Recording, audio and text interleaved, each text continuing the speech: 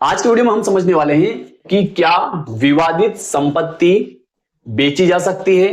धारा 52 संपत्ति अंतरण अधिनियम क्या कहता है इसके संबंध में। देखिए दोस्तों, कई बार क्या होता है कि कोर्ट में मुकदमा चलता है, अर्थात कोई केस चल रहा है और इस दौरान जिन लोगों के बीच में केस चल रहा है उन लोगों में से किसी भी व्यक्ति के नाम पर अगर कोई संपत्ति है तो वह व्यक्ति उस संपत्ति को बेच देता है। तो ऐसी स्थिति में उस संपत्ति को खरीदने वाले के लिए क्या दुष्परिणाम हो सकते हैं या क्या अच्छे परिणाम हो सकते हैं, या उसमें किस व्यक्ति को नुकसान हो सकता है और किस व्यक्ति को फायदा हो सकता है, ये सब कुछ जानकारी आज के वीडियो में हम समझने वाले हैं। तो आपने चैनल को सब्सक्राइब नहीं किया तो चैनल को सब्सक्राइब कर लीजिए, बेल आइकन को प्रेस कर दीजिए और इस वीडियो को फटाफट लाइक कर दीजिए, क्योंकि इस चैनल के माध्यम से आपको मिलती है सरल आसान भाषा में कानून की नई नई जानकारी। तो आइए वीडियो को शुरू कर लेते हैं। तो इसके लिए हम इसको ऐसे समझेंगे कि सबसे पहले हम समझेंगे कि क्या विवादित संपत्ति जो है, जो हमारा टाइटल है मेन इसमें, कि क्या विवादित संपत्ति जो है, क्या विवादित संपत्ति बेची जा सकती है।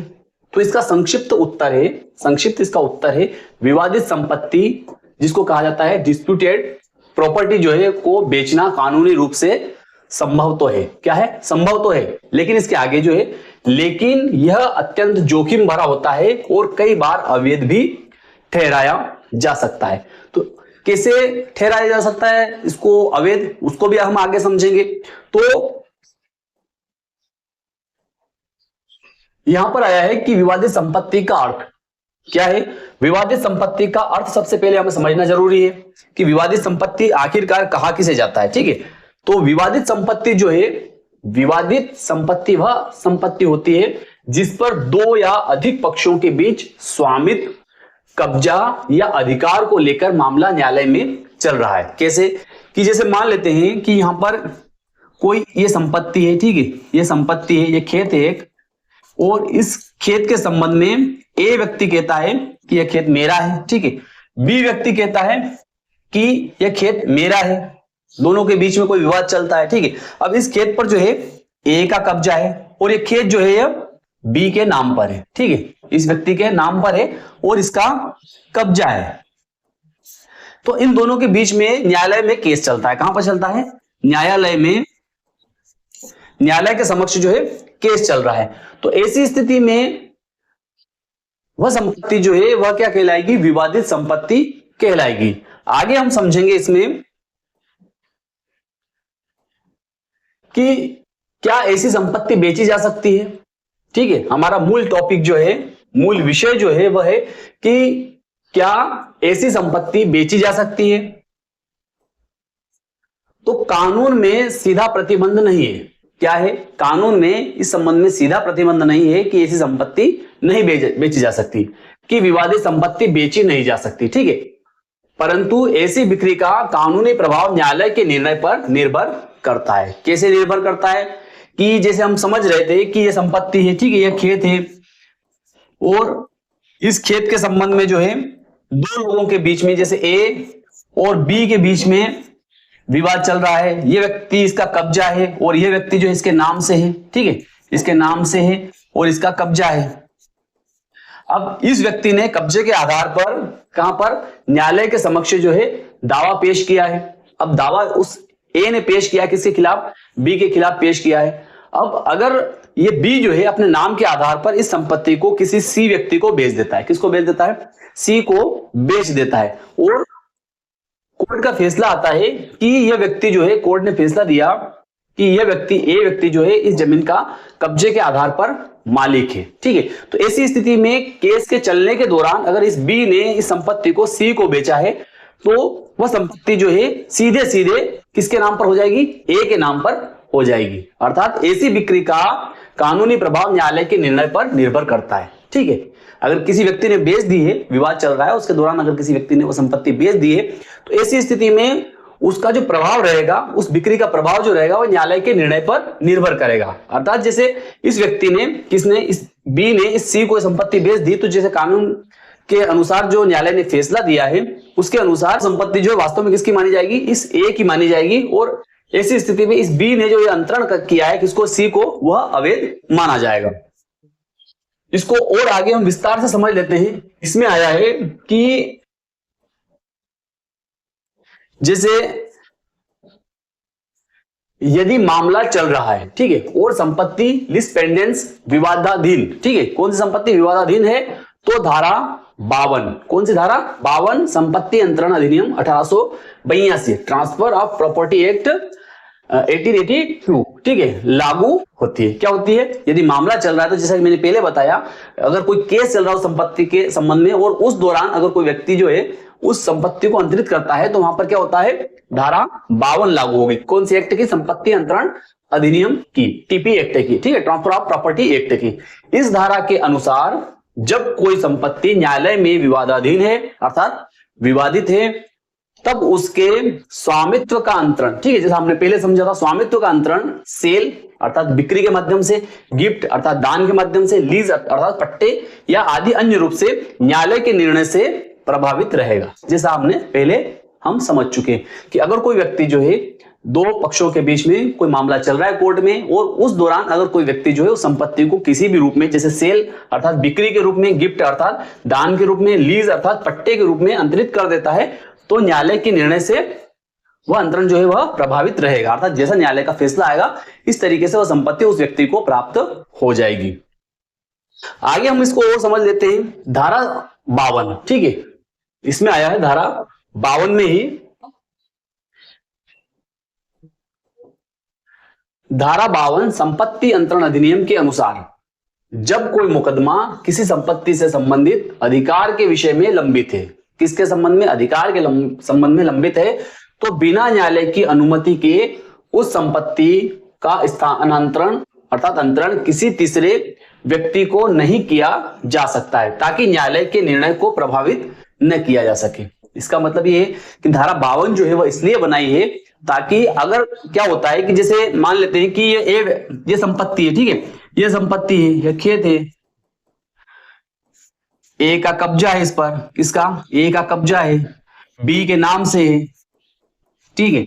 अब क्या होता है कि वास्तव में स्वामी जो है कौन है, ये ए व्यक्ति है संपत्ति का और बी के केवल नाम से। अब नाम से कैसे, कई बार ऐसा होता है कि गलती से इस व्यक्ति के नाम पर हो गई संपत्ति, वास्तविक मालिक जो ये व्यक्ति या इसके बाप दादा थे, ठीक है, तो ऐसी स्थिति में ये व्यक्ति जो है ये क्या करता है, इस व्यक्ति के बी के खिलाफ जो है दावा लगाता है कि मेरी संपत्ति जो है, मेरा ये खेत जो है इसने गलत तरीके से नाम से करवा लिया है। तो इस स्थिति में ये क्या करेगा, ये व्यक्ति जो है न्यायालय के समक्ष अपना मुकदमा पेश कर देगा। जब मुकदमा पेश करता है तो उस मुकदमे में ये व्यक्ति भी उपस्थित होता है, कौन सा, बी व्यक्ति भी उपस्थित होता है। उपस्थित होने के बाद में इनके बीच में कार्रवाई चलती है, लेकिन ये बी व्यक्ति जो है क्या करता है कि इस संपत्ति को, जैसे हमने पहले समझा, सी व्यक्ति को ट्रांसफर कर देता है। क्या करता है, सी व्यक्ति को अंतरित कर देता है, दान कर देता है, बिक्री कर देता है, लीज पर दे देता है या किसी भी विनिमय के माध्यम से अंतरित कर देता है।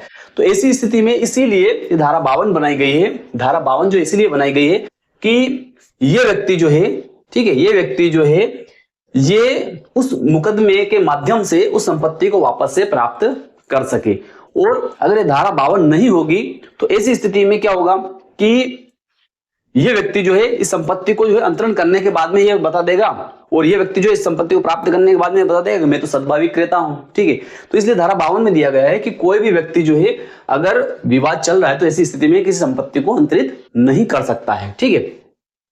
आगे इसको और हम समझ लेते हैं कि इसका वास्तविक उत्तर जो है वह क्या है, ठीक है, किसका वास्तविक उत्तर जो है वह क्या है कि क्या विवादित संपत्ति को बेचा जा सकता है, ठीक है, कि क्या विवादित संपत्ति को बेचा जा सकता है। तो इसका उत्तर है आप बेच सकते हैं। क्या है, आप बेच सकते हैं, लेकिन खरीदार का अधिकार न्यायालय के फैसले पर निर्भर करेगा। खरीदार मतलब जिसने उस संपत्ति को खरीदा है उसका अधिकार उसमें बनता है कि नहीं बनता है, यह किसके फैसले पर, अदालत के फैसले पर ही निर्भर करता है। अगर अदालत बाद में तय करती है कि संपत्ति आपके नाम की नहीं थी तो बिक्री अमान्य अर्थात वॉइड हो जाएगी। अर्थात अगर न्यायालय इस निष्कर्ष पर पहुंचता है कि यह संपत्ति जो आपने बेची है, यह संपत्ति जो है आपको बेचने का अधिकार नहीं था, अर्थात आपको कोई राइट्स नहीं था, और अगर आपने किसी प्रकार की बिक्री की है या दान किया है या उसको लीज पर दिया है या उसको विनिमय किया है, तो इस प्रकार का अंतरण जो है वह क्या होगा, वह अमान्य अर्थात वॉइड हो जाएगा, ठीक है। लेकिन अदालत जो है अगर उस फैसले में इस प्रकार का निष्कर्ष नहीं देती है कि वह जो अंतरण किया है वह अमान्य था या फिर वह जो है आपको करने का अधिकार नहीं था, तो ऐसी स्थिति में आप उस संपत्ति को खरीद सकते हैं, ठीक है, और खरीदी गई संपत्ति आपकी ही मानी जाएगी। इसके अलावा आगे इसमें जो आया है कि खरीदार के लिए क्या जोखिम है। ठीक है, खरीदार के लिए क्या जोखिम है इसमें, तो खरीदार के लिए जो जोखिम है इसमें, खरीदार के लिए क्या जोखिम है, अर्थात जिस व्यक्ति ने उस संपत्ति को खरीदा है उसके लिए क्या जोखिम है। तो पहला जोखिम जो है वह है उसे बाद में संपत्ति खोनी पड़ सकती है। देखिए, अगर उस व्यक्ति ने जिसने संपत्ति खरीदी है उसने इस बात की जांच नहीं की है कि इसके संबंध में कोई विवाद चल रहा है या नहीं चल रहा है, और उसने या फिर उसको यह पता है कि संपत्ति के संबंध में कोई विवाद चल रहा है, और ऐसी स्थिति में वो संपत्ति को खरीद लेता है, तो ऐसी स्थिति में क्या होगा, उसे बाद में संपत्ति खोनी पड़ सकती है, अर्थात उसके हाथ से वो संपत्ति चली जाएगी, क्योंकि न्यायालय का जो फैसला है वो सभी को मानना पड़ेगा। दूसरा जो है खरीदार के लिए जोखिम वह है अदालत संपत्ति को फिर से मूल मालिक के नाम पर बहाल कर सकती है। क्या कर सकती है कि जैसे हमने समझा था ये वाला कि ये खेत है, ठीक है, ये खेत है और ये ए का इस पर कब्जा है, क्या है, ए का इस पर कब्जा है, बी जो है इसके नाम से है, ये ए व्यक्ति जो है अदालत के समक्ष केस पेश करता है, इस दौरान ये बी क्या करता है, अपने नाम का गलत फायदा उठाते हुए संपत्ति को सी को ट्रांसफर कर देता है। तो ऐसी स्थिति में क्या होगा, अगर ये ए जो है ये क्या होता है, अदालत से केस जीत जाता है, क्या करता है, केस वहां से जीत जाता है। तो ऐसी स्थिति में ये बी ने जो संपत्ति सी के नाम पर कर दी थी, किसके नाम पर, सी के नाम पर कर दी थी, तो अगर यहां से केस जीत जाएगा तो ये संपत्ति जो है ये वापस से कहां चली जाएगी, इस ए के नाम पर चली जाएगी। कहां पर चली जाएगी, ये इस ए के नाम पर वापस से चली जाएगी। अब यहां पर अगला जोखिम जो है वह खरीदार को नुकसान उठाना पड़ सकता है, क्योंकि पैसा वापस मिलना कठिन होता है। तो ऐसी स्थिति में क्या होता है कि जो खरीदार व्यक्ति जो देता है उसको नुकसान उठाना पड़ सकता है, क्योंकि उसको फिर पैसा लेना संभव उसके लिए नहीं होता है, क्योंकि उसका पैसा डूबने की काफी संभावना रहती है। संपत्ति खरीदने का सुरक्षित तरीका क्या है, ठीक है। अब देखिए, अगर आप उस संपत्ति को खरीदना चाहते हैं तो इसके लिए आपके लिए सुरक्षित तरीका क्या है, तो सुरक्षित तरीका जो है वह है, सुरक्षित तरीका है संपत्ति से संबंधित कोर्ट केस की स्थिति जांच करें। देखिए, अगर कोई केस चल रहा है तो उसके केस की वास्तविक स्थिति आपको जानना जरूरी है कि इसके संबंध में कोई केस चल रहा है या नहीं चल रहा है, ठीक है।